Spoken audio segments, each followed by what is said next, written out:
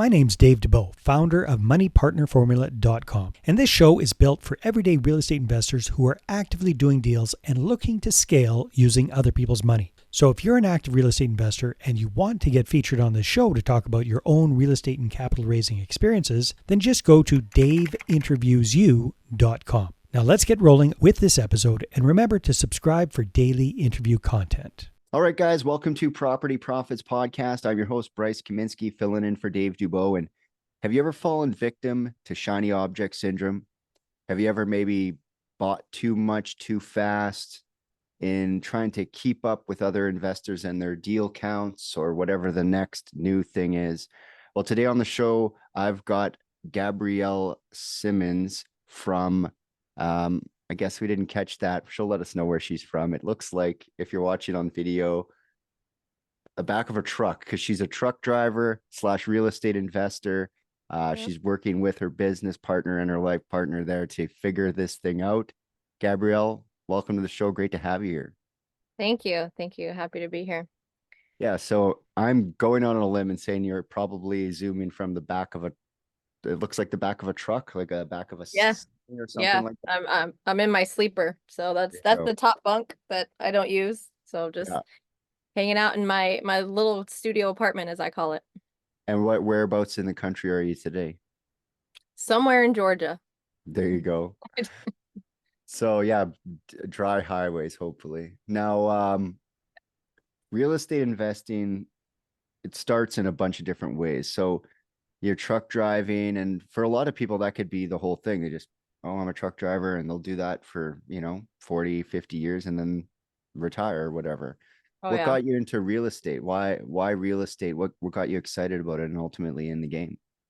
I think actually exactly what you just said was kind of like the big eye opener for me. Trucking was the ultimate goal for me when I was 22 and decided to quit my job and become a trucker. To buy my own rig was the ultimate goal, to be an owner operator. And I did that when I was 23, and meeting a lot of people who have done this for 30, 40 years, I was like, oh my gosh, like that's a lot of time, to just be stuck in a truck all the time. So that's kind of what got my interest in something else. I didn't quite know that it was going to be real estate.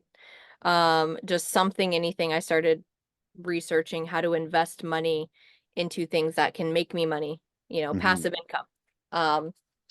And stumbled upon real estate investing and owning rental properties, and just started listening to a bunch of books and podcasts like this one and hearing real people talk about real stories.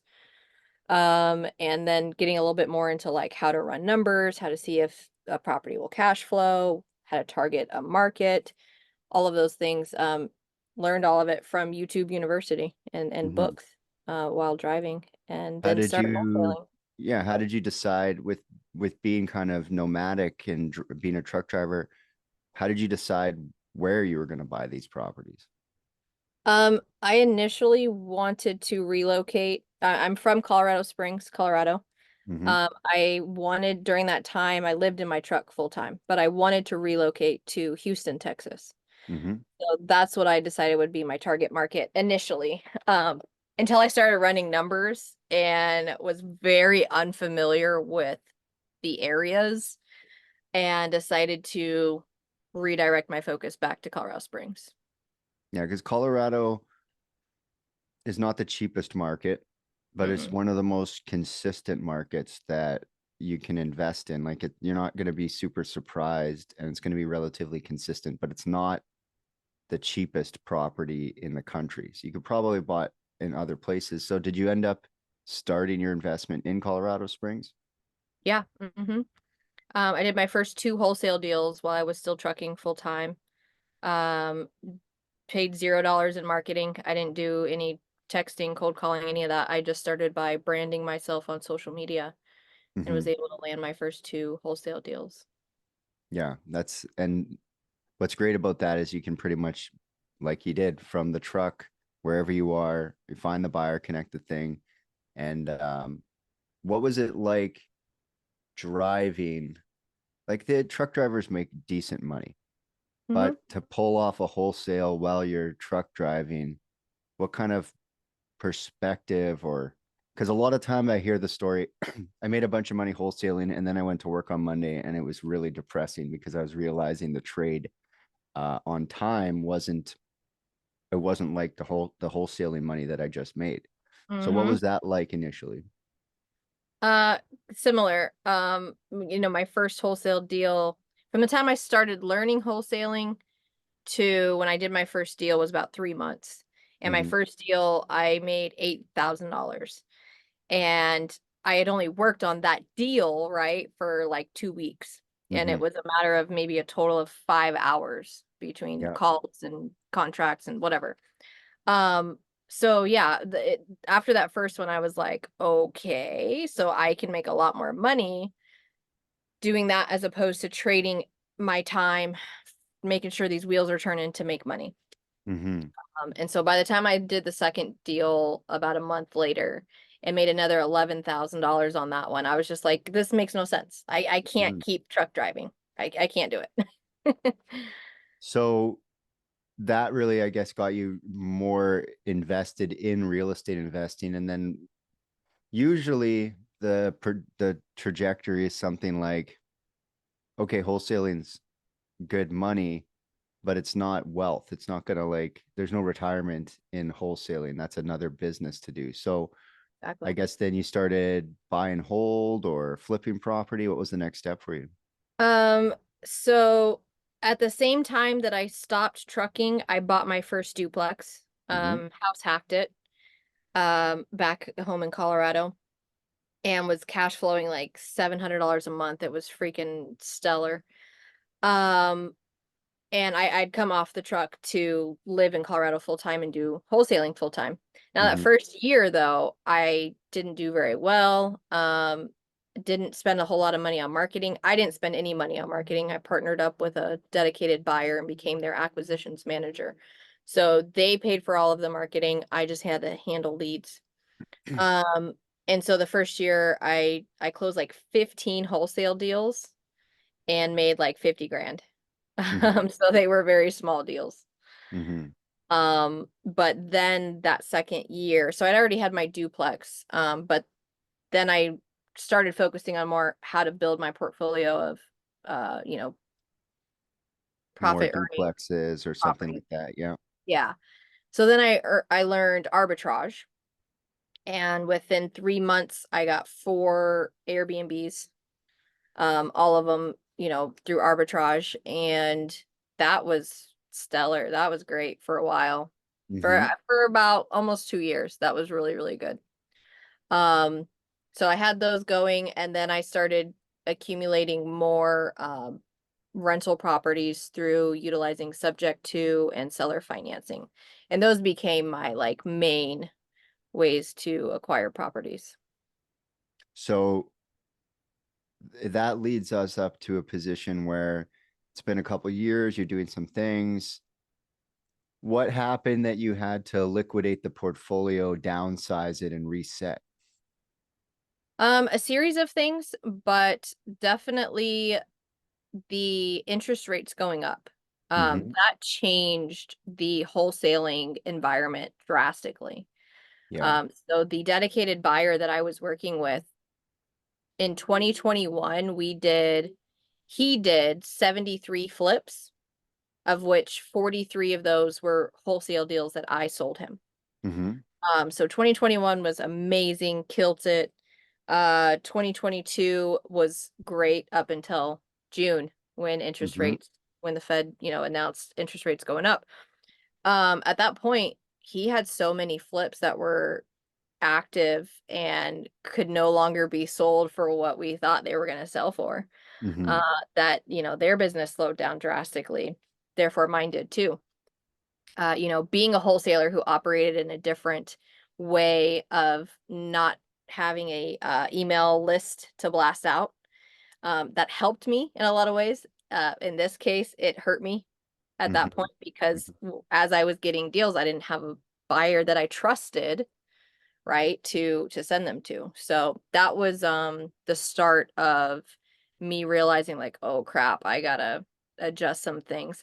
also during that time, Airbnbs really started to change as well. The temperature of that market got a lot colder. Mhm. Properties that I was profiting $4,000 to $7,000 a month from, I was barely breaking even. Mm. Um, and so that all at the same time was just a big hit. And so then you wound down the portfolio to Mm. nothing, or did I you got keep a rid few things? I kind of just like slowly started selling everything off. I actually just got rid of my last property except for my primary residence. I still have that, but literally last week I just got rid of my very last property, but I started by selling that duplex that cash flowed like crazy, and I made a great profit off of that because I bought it in 2020 and at like such a low amount. By the time I sold it in 2022, it had gone up so much. It was great.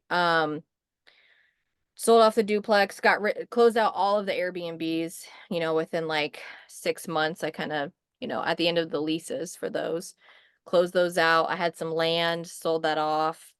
Really just looked to recoup my funds as much as possible, since I was no longer doing such a high volume of wholesale deals. Hmm. And no longer paying for marketing either. That's always been one of my biggest focuses is how do I keep my monthly expenses low? So I've never had any interest in being that kind of wholesaler that's spending 10, 20, 30 grand a month in marketing so that I can do a bunch of deals. I don't want to do a whole bunch. Hmm. The less I can do, the better. So, um, yeah, got rid of all my properties, and now I have come to realize just how much of that could have been avoided, if I didn't go so hard so fast. Mm. Like Yeah. sustainable scaling. Because real estate's interesting. You can go crazy. People I see people, oh, I bought this the last podcast they did earlier today is like we're acquiring 78 doors in the last 3 months. And it's like, okay. And he seems like the type of guy who's like excited by that. For me, less excited. I'd rather have a consistent one or two a month wholesale business that I don't have to manage 78 doors of who knows what on wherever it is. Right. So, The stress with that. Wow. yeah, you know, stress and risk seem to go together in this business. So, I'm sure he's making some money doing that. Now, what does the future look like from here on out? So after selling off my properties and kind of just trying to figure out what I want to do next. I'm still wholesaling. I still wholesale. I do maybe one or two deals a month, mostly just from word of mouth and social media posting here and there. But um, I met my now business partner who had a trucking company and was Mhm. looking for a partner to come in and somebody with some experience who could be the face and build it out. So I partnered with him about 7 months ago and decided to join the company, also be a driver, because I can do this and do real estate and Mhm. still Mhm. travel and stuff whenever I feel like it. So currently building out this trucking company. We have 2 trucks and trailers. Looking to purchase some more in the next few months as we get a contract. So my partner is a service disabled veteran, so we're going after government contracts that are set asides for that specific type of small business. So I'm learning all about that side of things. I also have recently joined She Trucking Foundation, which is a nonprofit that is here to support women and minorities in the trucking industry. Mhm. So I've joined them as the new vice president and looking forward to building out that foundation and just getting people aware of the things that we do out here on the road, as well as educating people who are in trucking about real estate. So Mhm. that's the future for me, just kind of combining the two worlds of trucking and real estate investing and Yeah, that helping seems people learn. well, it's interesting because correct me if I'm wrong, but trucking is mostly what percentage would you say is self-employed? How many truck owners, operators are doing their own thing, and how many of them are working for, say, a larger company? That's a great question. I don't know the answer to that. I would assume it's If you had to guess just from your experience being out on the road, how many people own their trucks and are being employed by someone, and how many people are driving for I would someone? say it's probably like a 60-40. 60% of most truck drivers are probably employed Hmm. by a company, and probably roughly 40% are self-employed. Yeah, because then if you have that self-employment, you are going to have to get a retirement together, right? There's no retirement for the self-employed. You have to like figure that out yourself. Even So for company drivers, these companies don't offer retirements or no pensions or pensions. Those are a thing of the past.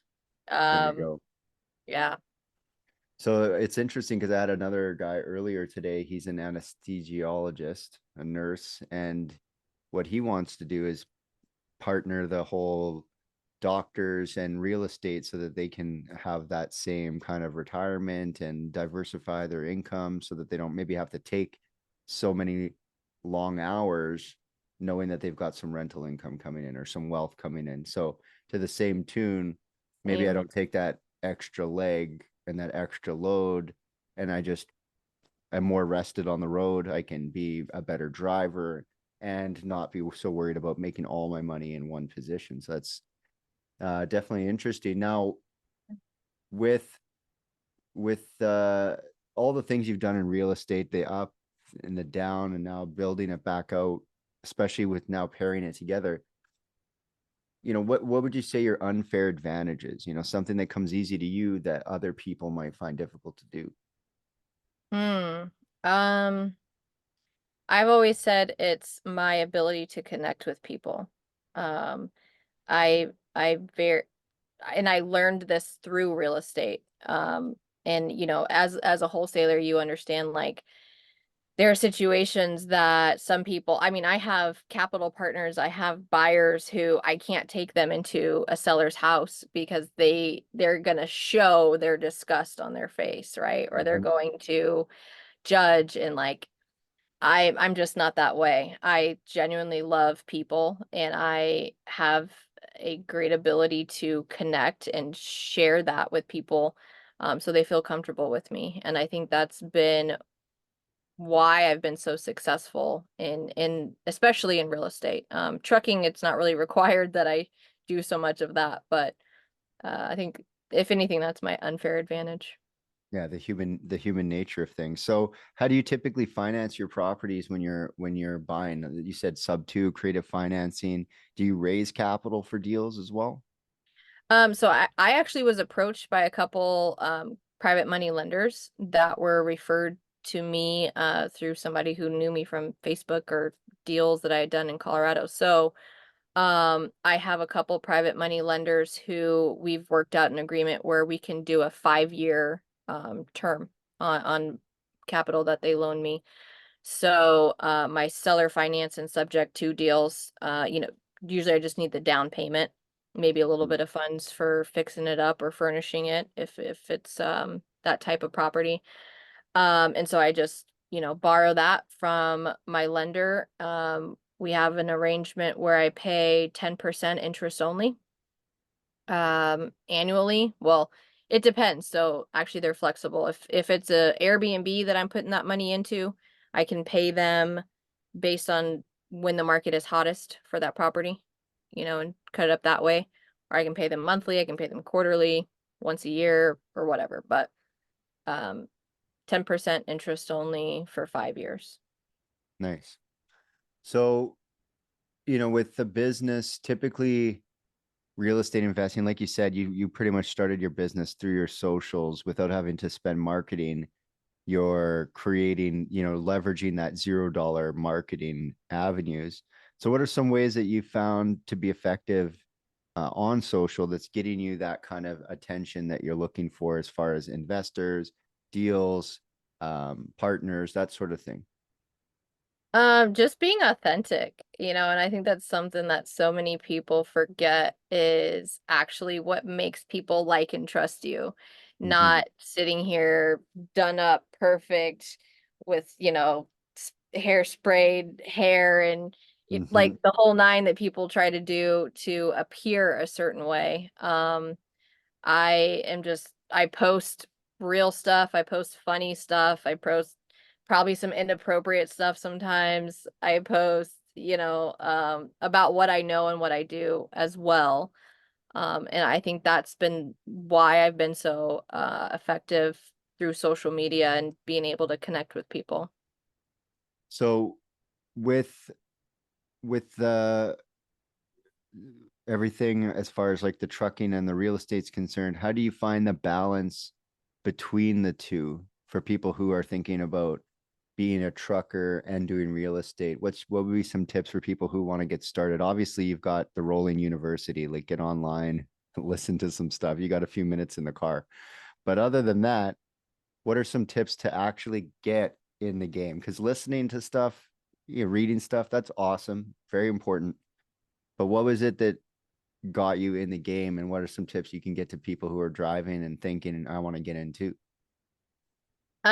One of the most effective tips I would say is to find somebody to teach it to.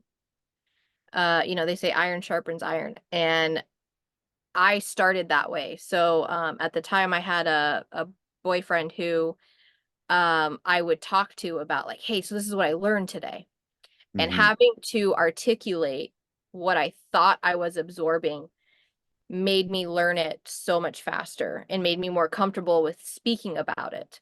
Mm-hmm. So I would say that's tip number one is like find somebody, your mother, sister, brother, boyfriend, girlfriend, whatever, and Start talk to them talking about about, it.